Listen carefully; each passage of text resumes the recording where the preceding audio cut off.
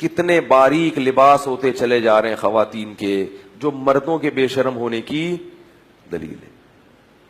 اتنے باریک. ایک پٹھان کا واقعہ ہے نا, اس کے پاس ایک خاتون گئی دکان سے کپڑا لینے کے لیے کہ یہ تھوڑا سا مجھے شلوار کا کپڑا چاہیے. اس نے دے دیا. اس نے کہا تھوڑا اور باریک چاہیے. شلوار کا کپڑا کیسا ہے؟ باریک. اس نے اور دے دیا. کہ نہیں تھوڑا اور. اس نے کہا اسی میں سب نظر آ جائے گا, اس سے زیادہ باریک کی. اپنا جسم دکھانا چاہتی ہیں. کیسے بےہودہ لباس آ رہے ہیں, اچھی بڑی بڑی داڑیاں ہیں, پگڑیاں ہیں, تبلیغ میں بھی وقت لگ رہا ہے, حج بھی ہو رہے ہیں, عمرے بھی ہو رہے ہیں. بیٹیوں کا لباس دیکھو تو انسان زمین میں گڑ جاتا ہے شرم سے. اپنی بیٹی کو یہ کیوں پہنایا ہوا ہے آپ نے بھائی؟ پوری آستین کیوں نہیں پہنا دیتے بچی کو اپنی؟ پورے کپڑے کیوں نہیں پہنا دیتے بچی کو؟ جو آدمی پورے کپڑے نہیں پہنا سکتا وہ جنت میں جانے کے خواب, بولو بھائی, چھوڑ دے. کچھ بھی کر لو, 100 حج کر لو, 100 عمرے کر لو, الٹے لٹک کے 27ویں رات میں رو رو کے کارپٹ کو بھگو دو. جنت میں یہ دین ہے, مذاق نہیں ہے. قانون کو فالو کرنا پڑے گا. کپڑے تو پورے پہنا دو اللہ کے بندو اپنی بیٹیوں کو.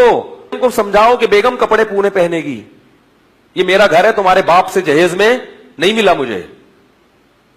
ٹھیک ہے بیگم کو محبت دیں, میں بار بار کہتا ہوں عورت سے محبت کریں, اس کے خرچے اٹھائیں, لیکن اس کو باپ. میں اس لیے کہہ رہا ہوں کہ یہاں اکثر بیویاں رکاوٹ بنتی ہیں, کہتی نہیں ہماری بچی ماڈرن نظر آئے, تھوڑی سی ٹانگیں کھلی بھی ہوں اور یہ پہنے میں تھوڑی سی کیا لگے گی, ہم پڑھے لکھے لوگ ہیں. پورے کپڑے پہنے گی تو لوگ سمجھیں گے پتہ نہیں کوئی ندی نالے سے اٹھا کے لائے تھے اس کو. غیرت دکھاؤ, غیرت. بعض عورتیں اچھی ہوتی ہیں مردوں کی نسبت, مرد نہیں پہننے دیتا, عورت غیرت دکھاتی ہے, لیکن اکثر یہاں معاملے میں خواتین رکاوٹ ڈالتی ہیں.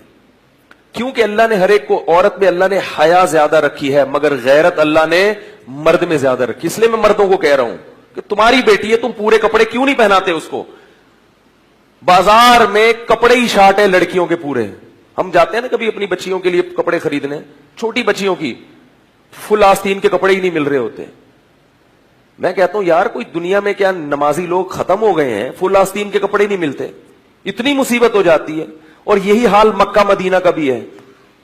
سعودی عرب سے ہمارے ایک دوست ہماری بھتیجی کے لیے کچھ کپڑے لے گفٹ میں لانا چاہتے تھے. کہتے ہیں پوری مارکیٹیں تلاش کر لی, کوئی شلوار قمیض نہیں ملی. مکہ مدینہ میں پینٹیں بک رہی ہیں لڑکیوں کے لیے, پتلونیں بک رہی ہیں. عربوں کا کلچر واٹ لگ گئی ہے, اس کلچر کو فالو مت کرو. یہ وہ اسلام کا کلچر نہیں ہے جس پہ عرب لوگ چل رہے ہیں. ان کی جو عورتوں کے بےہودہ لباس, ہاں علماء صلحاء ایسا نہیں کرتے, ہم مانتے ہیں, لیکن جو عرب کی عوام ہے عیاشی کی وجہ سے ان کی عورتوں کا لباس بےہودہ بن چکا ہے. ہماری خواتین بھی اسی لباس کو فالو کر رہی ہے. تو میرے بھائی جنت میں جانے کے خواب, بولو بھائی چھوڑ دو. نامحرم کے سامنے آپ کو اپنے جسم کو چھپانا پڑے گا. اور اپنی بیٹیوں کو, ہاں بیٹی بالغ ہو گئی, کنٹرول سے باہر ہو گئی, کسی کی بیٹی بے پردہ گھوم رہی ہو, میں اس سے بدگمان نہیں ہوتا. ہو سکتا ہے کہ باپ نے محنت کی ہو اور بیٹی نے اس کو قبول نہ کیا ہو, باغی ہو گئی ہو, باغی بھی ہو جاتی ہیں. لیکن نابالغ بچی بہرحال آپ کے کنٹرول میں, جب تک 13 سال کی ہے تو اس وقت تک تو آپ کے کنٹرول میں ہے نا وہ. پھر بھی اگر میرے بھائی آپ کے کنٹرول میں نہیں ہے اور آپ کہتے ہیں میں بیگم کے سامنے عاجز ہوں, تو ایسا کرو کہ آپ چوڑیاں پہن کے بیگم بن جاؤ اور بیگم کو کیا کر دو, شوہر کا خطاب دے دو.